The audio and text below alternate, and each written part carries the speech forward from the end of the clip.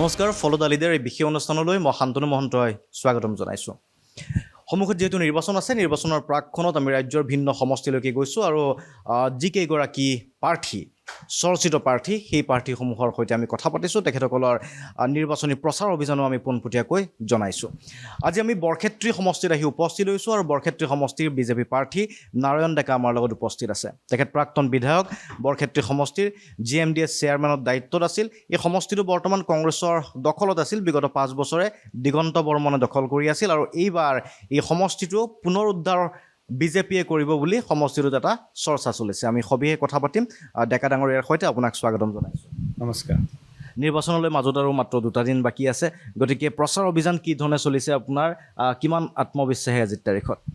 আমি যথেষ্ট আত্মবিশ্বাসী নহয়, আমি খুব বিপুল ভোটৰ ব্যৱধানত জয়লাভ কৰিম নিশ্চিত হৈছে।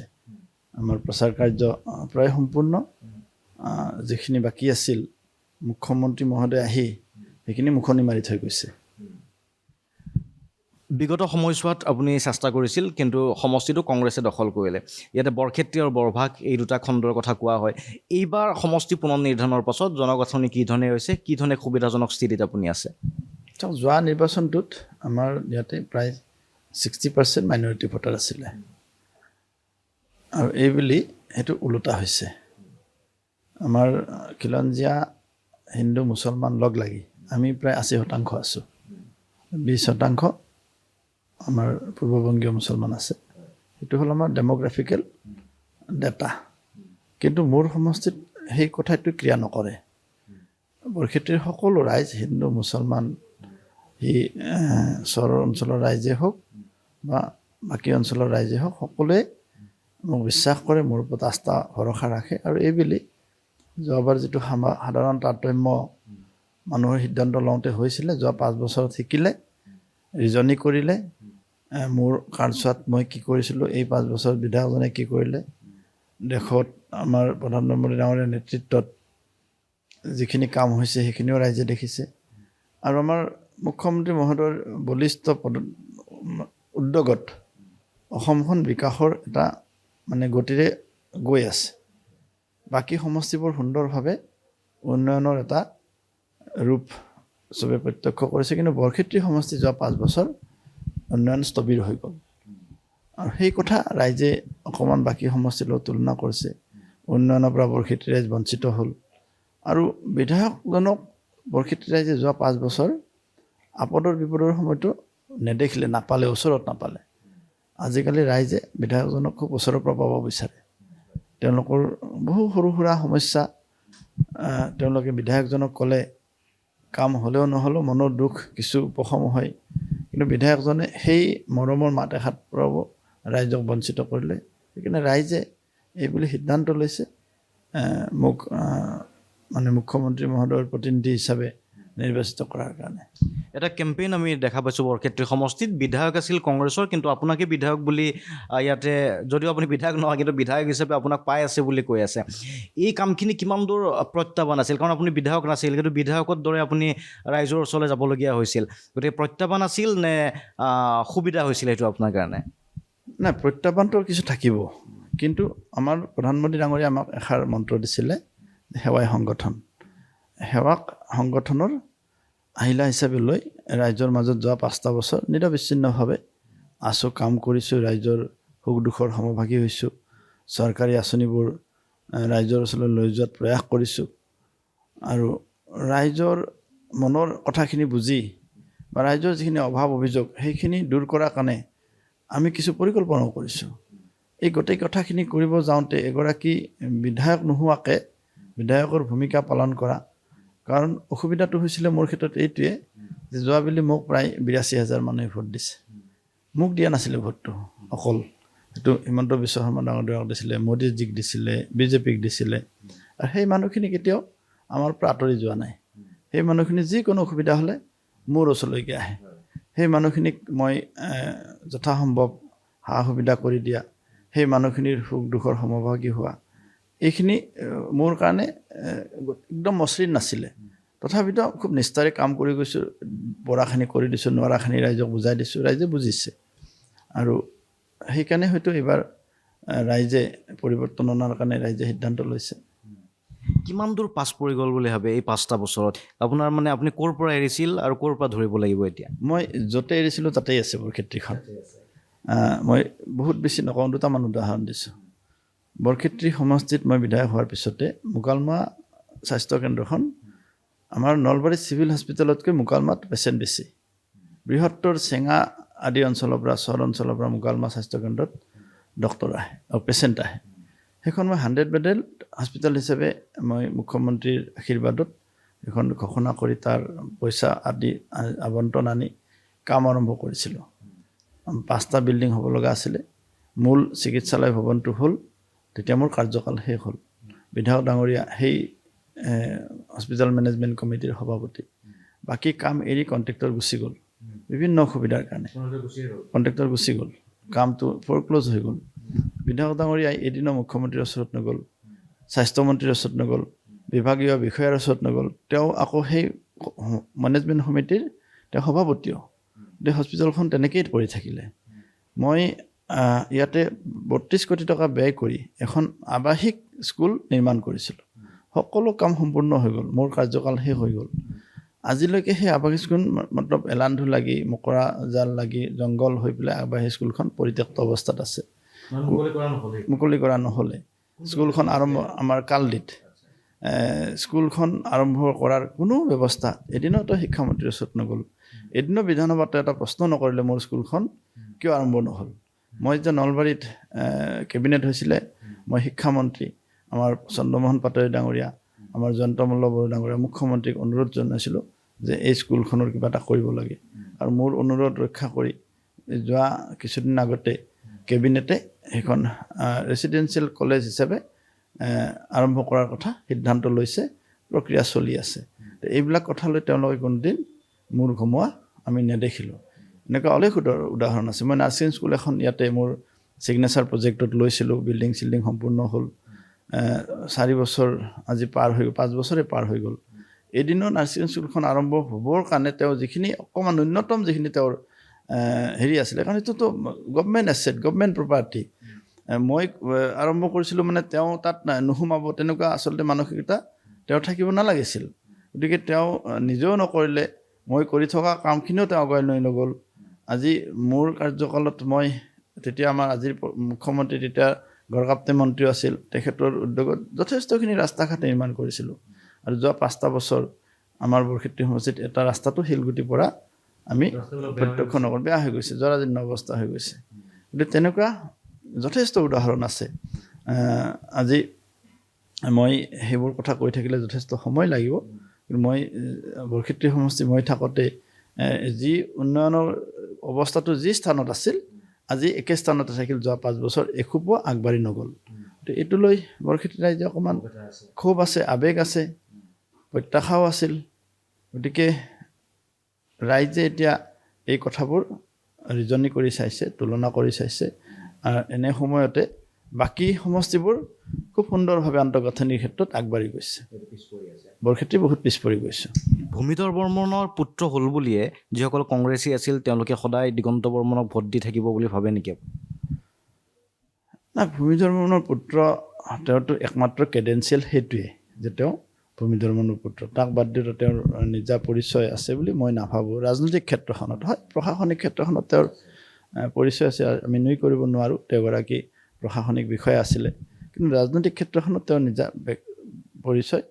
ভূমিধৰ বৰ্মন মাইনাছ ভূমিধৰ বৰ্মন তেওঁৰ একো পৰিচয় নাই। আৰু অকল ভূমিধৰ বৰ্মনৰ পুত্ৰ হিচাপে ৰাইজে সদায় গ্ৰহণ কৰি থাকিব, সেই কথাটো কেতিয়াও সম্ভৱ নহয়। আজি ৰাইজ সজাগ হৈছে, সচেতন হৈছে, ৰাইজে বিকাশৰ বাটেৰে খোজকাঢ়িব বিচাৰে, আৰু যিটো বিজেপি অবিহনে সম্ভৱ নহয়।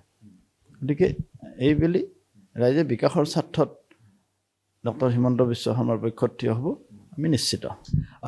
বৰক্ষেত্ৰীক লৈ আপোনাৰ এজেণ্ডাটো কি? হিতাধিকাৰীৰ প্ৰসংগটো আছে, সেইটো চৰকাৰীভাৱে যিহেতু কৰি থোৱা আছে, কিন্তু সমষ্টিটোক লৈ আপোনাৰ এজেণ্ডা আছে নেকি? সমষ্টিক লৈ মোৰ যথেষ্ট কৰিব লগা আছে। বৰক্ষেত্ৰী কিছুমান জ্বলন্ত সমস্যা আছে। আমাৰ বৰক্ষেত্ৰী কৃষি প্ৰধান অঞ্চল। মোৰ প্ৰায়বোৰ পথাৰ কৃত্ৰিম বানপানী, তেতিয়া এই এপ্ৰিল আহিল মানে বানপানী, কৃত্ৰিম কৰৌ পানী ক'লৈ নাযায়, জান জুৰিবোৰ ব্লক হৈ গৈছে। মানুহে পথাৰবোৰ পুখুৰীলৈ কনভাৰ্ট কৰিছে, যাৰ কাৰণে পথাৰৰ পানী জানলৈ নাযায়, যাৰ কাৰণে আজি কেইবা হাজাৰ বিঘা মাটি বৰক্ষেত্ৰী পৰিত্যক্ত হৈছে। এইটো কামটো ৰাইজৰ বহুত দুখ, এইটো লৈ পেলাই তেওঁলোকে খেতি কৰিব নোৱাৰে। এই পৰিত্যক্ত পথাৰবোৰ আমি বানপানী নিষ্কাশন কৰা মোৰ এটা প্ৰধান এজেণ্ডা আছে। বৰক্ষেত্ৰীৰ যুৱক যুৱতীসকলক আমি কৃষি কাৰ্যৰ প্ৰতি আকৰ্ষিত কৰিব লাগিব। এতিয়া কৃষি আমাৰ আজিকালি ল'ৰা ছোৱালী শিক্ষালৈ খেতি কৰিবলৈ নাযায়, সেইটো এটা ডাঙৰ অন্তৰায়, প্ৰব্লেম। মই বুলি চিন্তা কৰিছোঁ যে বৰক্ষেত্ৰীৰ শিক্ষিত যুৱক যুৱতীসকলক আমি কৃষি কাৰ্যত আকৰ্ষিত কৰাৰ কাৰণে আধুনিক কৃষি সঁজুলিৰ এটা বেংক নিৰ্মাণ কৰা, আধুনিক কৃষি সঁজুলিৰ বেংক, যে তাত আমি কিছু কৃষি মডাৰ্ণ এগ্ৰিকালচাৰ ইকুইপমেণ্ট কিছুমান তাতে ৰাখিম, একদম ন্যূনতম এটা জাষ্ট মেইনটেনেন্সৰ এটা যাতে তেওঁলোকে দিলে, তেওঁলোকে ট্ৰেক্টৰ পায়, তেওঁলোকে ধান কটা মেচিন পায়, ধান মৰা মেচিন পায়, ধান ৰোৱা, এইটো মিনিমাম এটা মাননীয়তা লৈ পেলাই যাতে আমাৰ কৃষি কাৰ্যত আমাৰ ল'ৰাখিনি নোযোৱা মূল কাৰণ হ'ল শ্ৰমিক পোৱা এতিয়া অসুবিধা হৈছে, আৰু শ্ৰমিক আমাৰ লেবাৰ লৈ হাজিৰা দি পেলাই খেতি কৰিলে তেওঁলোকৰ প্ৰডাকশ্যন কষ্ট বৃদ্ধি হয়। গতিকে আমি যিহেতুকে আধুনিকতাৰ শিখৰত আমি থিয় হৈছোঁ, ইয়াক কৃষি ক্ষেত্ৰতো আমি মডাৰ্ণাইজ কৰিব লাগিব, আৰু মই এইটো এটা ডাঙৰ মোৰ এটা পৰিকল্পনা আছে। তেনেকুৱা কেইবাটাও এজেণ্ডা মোৰ আছে, পৰিকল্পনা। আমাৰ এই অঞ্চলৰ ল'ৰা ছোৱালীবিলাকক অকল কৃষিয়ে নহয়, আমাৰ veterinary, fishery and allied sector, agriculture allied ছেক্টৰৰ লগত আমি ইণ্টিগ্ৰেটেড কৰি তেওঁলোকক যাতে আমি স্বাৱলম্বী কৰিব পাৰোঁ। কাৰণ চৰকাৰী চাকৰিয়ে যুৱক যুৱতীসকলৰ নিবনুৱা সমস্যা দূৰ কৰিব নোৱাৰে। গতিকে আমি প্ৰডাক্টিভিটিত মনোনিয়োগ কৰিবই লাগিব, আৰু এইবিলাকৰ ক্ষেত্ৰত মই কিছু চিন্তা চৰ্চা কৰি আছোঁ। সুবিধা পালে নিশ্চয় কামখিনি আগবঢ়াই নিয়াৰ চেষ্টা কৰিম। আপোনাৰ সমষ্টি দেখি তিনি গগৈয়ে প্ৰচাৰ চলাই গৈছে, আৰু তেওঁলোকে প্ৰচাৰ কৰি আছে, যথেষ্ট সংখ্যক মানুহ হৈছে এই সভাখনক। আপুনি কি ভাবে যে এই যিটো প্ৰচাৰ, এই প্ৰচাৰটো কিমান দূৰ সঁচা? চাওক, তিনি গগৈ আহে 30 গগৈ আহে, সেইটো লৈ মোৰ বৰ বেছি মাথা মাৰিব লগা নাই। ইয়াতে আমাৰ গগৈৰ প্ৰভাৱ নাই। আমাৰ কাৰণে হিমন্ত বিশ্ব শৰ্মা যথেষ্ট।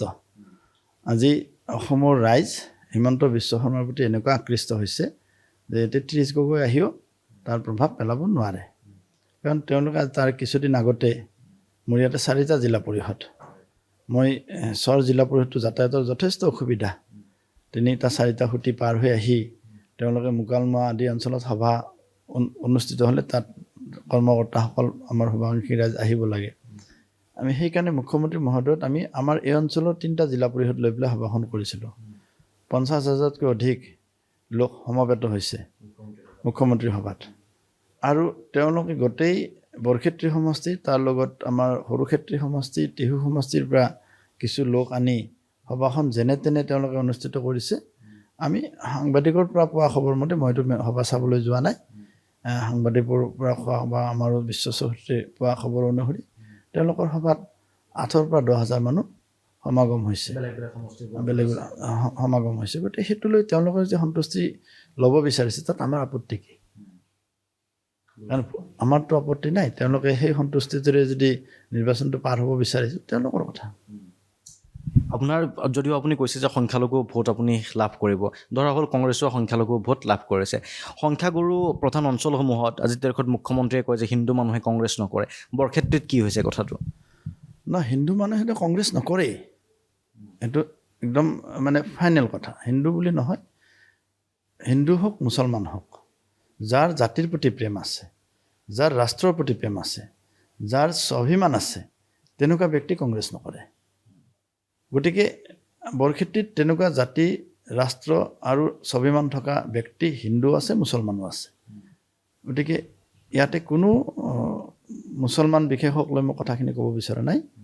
আৰু বৰক্ষেত্ৰীৰ মুছলমান যে এইবাৰ বিজেপিৰ পক্ষত নাই, এই কথা যোৱা পঞ্চায়ত নিৰ্বাচনত খুব সুন্দৰভাৱে প্ৰমাণ কৰি দিছে যে চৰ জিলা পৰিষদ 100% পূৰ্ববংগীয় মুছলমানেৰে ভৰি থকা, এজনো খিলঞ্জীয়া ভোটাৰ মুছলিম নাই বা হিন্দু নাই।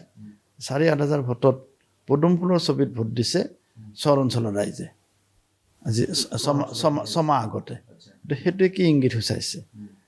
গতিকে এইটোৱে কৈছে যে আমাৰ বৰক্ষেত্ৰী ৰাইজে বিকাশ বিচাৰিছে। দিগন্ত বৰ্মনৰ মানে যিটো মহাচন্ন কৰিছিলে সেই তেওঁ এতিয়া ৰাইজ এতিয়া মহাভংগ হৈছে আৰু ৰাইজে বিকাশৰ স্বাৰ্থত আমাৰ বিজেপিৰ পক্ষত থিয় দিছে। সমদৃষ্টিৰে তেওঁলোককো চোৱা হ'ব যদিহে আপুনি নিৰ্বাচিত হয়? সমদৃষ্টি কেতিয়া চোৱা নাই। এইজনেই মুখ্যমন্ত্ৰী। যদিও পূৰ্বভূমি মুছলমানৰ ভোট নালাগে বুলি কৈছে, মাইনৰিটি অঞ্চলত স্কুল স্থাপন কৰি তেওঁলোকক শিক্ষা দীক্ষাৰে আগুৱাই লৈ যোৱা, হস্পিটেল দি পেলাই আগুৱাই লৈ যোৱা। আজি প্ৰায় 29 লাখ প্ৰধানমন্ত্ৰী আৱাস যোজনাৰ ঘৰ পাইছে। 29 লাখৰ 60% মাইনৰিটিয়ে পাইছে। আমি PM কিষাণৰ ধন প্ৰধানমন্ত্ৰীয়ে দিছে, তাৰে সৰহ সংখ্যক মাইনৰিটিয়ে পাইছে। আমাৰ অৰুণোদয় দিছে, মাইনৰিটিয়েও পাইছে। আজি 65 লাখ পৰিয়ালে বিনামূলীয়া ৰেচন পাইছে, তাত মুছলমানেও পাইছে। আমাৰ স্কুল কলেজত যিমানখিনি সা সুবিধা পাব লাগে মুছলমানেও পাইছে। 10 লাখ নিযুত মইনা আঁচনিৰ যিটো আঁচনি মুখ্যমন্ত্ৰীয়ে লৈছে, তাতে এতিয়ালৈকে 4.5 লাখ ছাত্ৰী তাৰ পৰা উপকৃত হৈছে, তাত মুছলমান ছাত্ৰীও আছে। আমাৰ চৰকাৰখনে কেতিয়াও বিকাশৰ ক্ষেত্ৰত হিন্দু মুছলমান চাই পেলাই বিকাশ কৰা নাই। আইডিঅলজিকেল কিছু ডিফাৰেঞ্চ আছে, সেইখিনিত চৰকাৰ স্পষ্ট, মুখ্যমন্ত্ৰী মহোদয় স্পষ্ট। মুখ্যমন্ত্ৰী মহোদয়ে কৈছে যে সেইসকল পূৰ্ববংগীয় মুছলমানক লৈ মুখ্যমন্ত্ৰীৰ প্ৰব্লেম নাই, যিসকলে আমাৰ জাতি, আমাৰ সংস্কৃতি, আমাৰ ভাষা, আমাৰ কালচাৰক নিজৰ বুলি ভাবে, অসমীয়া বুলি ভাবে, সেইসকলক লৈ মুখ্যমন্ত্ৰী কেতিয়াও প্ৰব্লেম আছে বুলি মুখ্যমন্ত্ৰী কোৱা নাই নহয়। সেইটোত বিজেপি স্পষ্ট, আমিও স্পষ্ট। আৰু তেনেকুৱা জাতি, ৰাষ্ট্ৰৰ প্ৰতি প্ৰেম থকা এতিয়া আমাৰ মুছলমানৰ সংখ্যাও লাহে লাহে বৃদ্ধি হৈছে।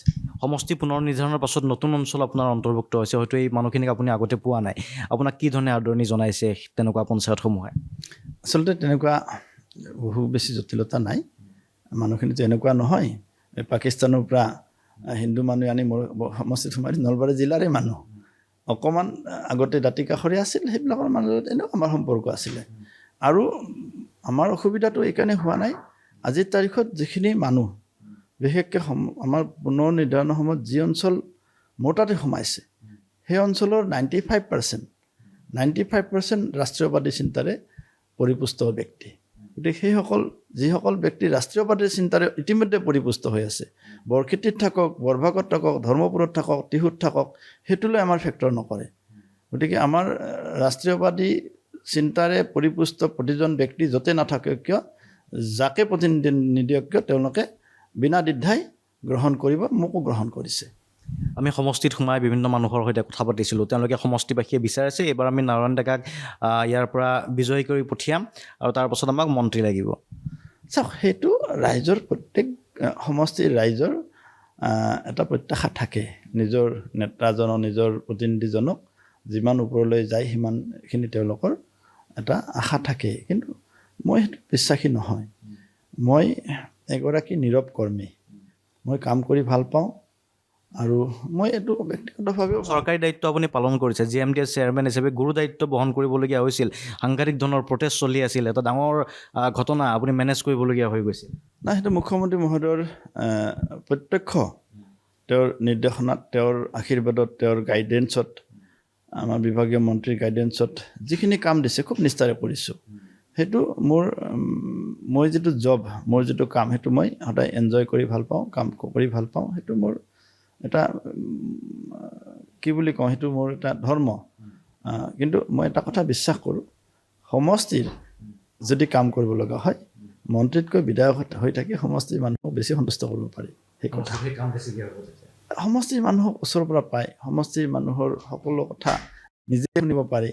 গতিকে সেইটো মোৰ ব্যক্তিগত অনুভৱ। গতিকে আমি এজন কাৰ্যকৰ্তা হিচাপে দলৰ কাম কৰিছোঁ, দলে যি কাম দিছে সেই কামে নিষ্ঠাৰে কৰাৰ প্ৰয়াস কৰিছোঁ। এতিয়া মোক বৰ্তমান বিধায়কৰ কাৰণে মোক প্ৰাৰ্থিত্ব দিছে, মই সেইটোত মই লাগি আছোঁ। গতিকে পৰৱৰ্তী সময়ত দলে যি ধৰণে বিচাৰে, মুখ্যমন্ত্ৰীয়ে যি ধৰণে বিচাৰে, আমি সেই ধৰণে ৰেডি আছোঁ। বিগত নিৰ্বাচনত বহুত কম ভোটৰ ব্যৱধানত আপুনি পৰাজিত হৈছিল। এইবাৰ আপোনাৰ অংকমতে বা হিচাপ মতে কিমান ভোটৰ ব্যৱধানত জয় হোৱাৰ সম্ভাৱনা? আমি আৰু 2-3 দিন পিছত আমি এটা স্পষ্ট ধাৰণা পাম। কাৰণ আমি এইবাৰ খুব মাইক্ৰ' মেনেজমেণ্টত কাম কৰিছোঁ। প্ৰতিটো পৰিয়ালত গৈছোঁ। আমাৰ পৃষ্ঠা প্ৰমুখে মোৰ 4,100 পৃষ্ঠা প্ৰমুখে কাম কৰিছে। এই পৃষ্ঠা প্ৰমুখৰ তেওঁলোকৰ পৃষ্ঠাটোত থকা ভোটাৰবিলাকৰ লগত সম্পৰ্ক কৰিছে, তেওঁলোকৰ মনস্তাত্ত্বিক যিটো অৱস্থা তেওঁলোক প্ৰত্যেকে অকণমান আয়ত্ব কৰিছে, আয়ত্ব কৰি আমাক ৰিপৰ্ট দিছে। আমি এতিয়া ৰিপৰ্টবিলাক কম্পাইল কৰি আছোঁ। তেতিয়া আমি এটা ধাৰণা কৰিব পাৰিম আমি কিমানখিনি, আৰু 2 দিন লাগিব, কিমানখিনি ভোট আমি সংগ্ৰহ কৰিব পাৰিম আনুমানিক। কিন্তু মোৰ এটা মোটামুটি ধাৰণা, যোৱা পঞ্চায়ত নিৰ্বাচনত আমি 4টা জিলা পৰিষদ সামৰি প্ৰায় 55,000 ভোটত ব্যৱধানত আমি জয়ী হৈছিলোঁ। আৰু এই যোৱা কিছুদিনত ছমাহত বৰক্ষেত্ৰীত বহু কংগ্ৰেছ পৰিয়াল কংগ্ৰেছ এৰি বিজেপিত যোগদান কৰিছে। গতিকে স্বাভাৱিকতে সেই 55,000তকৈ আৰু কিছু ভোট ব্যৱধান বৃদ্ধি হ'ব, মোৰ তেনেকুৱা বিশ্বাস। বৃহৎ ব্যৱধান তেতিয়া মোৰ তেনেকুৱা বিশ্বাস। শেষত আমাৰ এটা শিতান থাকে, আপুনি যদি বৰক্ষেত্ৰীবাসী সমষ্টিবাসী ৰাইজক কিবা ক'ব বিচাৰে, আহ্বান জনাব বিচাৰে, আমাৰ কেমেৰাত ক'ব পাৰে। মই সমূহ বৰক্ষেত্ৰীবাসী ৰাইজক মই এটাই আহ্বান জনাইছোঁ যে আজি যশস্বী প্ৰধানমন্ত্ৰী নৰেন্দ্ৰ মোদী ডাঙৰীয়াৰ অসমৰ প্ৰতি, নৰ্থ ইষ্টৰ প্ৰতি যিটো সুদৃষ্টি, আৰু হিমন্ত বিশ্ব শৰ্মা ডাঙৰীয়াই অসমখনক অৰ্থনৈতিকভাৱে, সাংস্কৃতিকভাৱে, ৰাজনৈতিকভাৱে সুৰক্ষা প্ৰদান কৰি যি ধৰণে অসমখনক আগুৱাই লৈ যোৱাৰ কাৰণে নিৰলস কাম কৰিছে, প্ৰচেষ্টা চলাইছে, আৰু যি কাম কৰাৰ পৰিকল্পনা লৈছে, এই কামখিনি সাকাৰ কৰাৰ স্বাৰ্থত আমাৰ ভৱিষ্যত প্ৰজন্মই এখন সুৰক্ষিত বিকশিত অসমত যাতে বাস কৰিব পাৰে, তাৰ স্বাৰ্থত আমাৰ লাখ লাখ গৰীব নিচলা দুখীয়াক মুখ্যমন্ত্ৰীয়ে যি ধৰণে বিভিন্ন আঁচনিৰে তেওঁলোকক লাভান্বিত কৰিছে, উপকৃত কৰিছে, সেই আঁচনিবোৰ যাতে আধাতে বন্ধ হৈ নাযায়, তাৰ স্বাৰ্থত এইবেলি দলে বলে পদুম ফুলৰ ছবিত ভোট দি মুখ্যমন্ত্ৰী মহোদয়ৰ হাত শক্তিশালী কৰক, তাকে মোৰ বৰক্ষেত্ৰী ৰাইজৰ ওচৰত বিনম্ৰ আবেদন। ধন্যবাদ। লগতে শুভেচ্ছা জ্ঞাপন কৰিছোঁ আপোনাক নিৰ্বাচনলৈকে।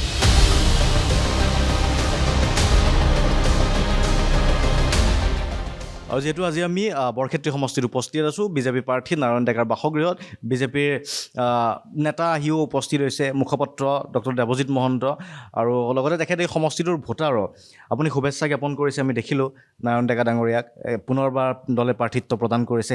কি দেখিছে দলৰ ফালৰ পৰা সমষ্টিটোৰ ভোটাৰ হিচাপে?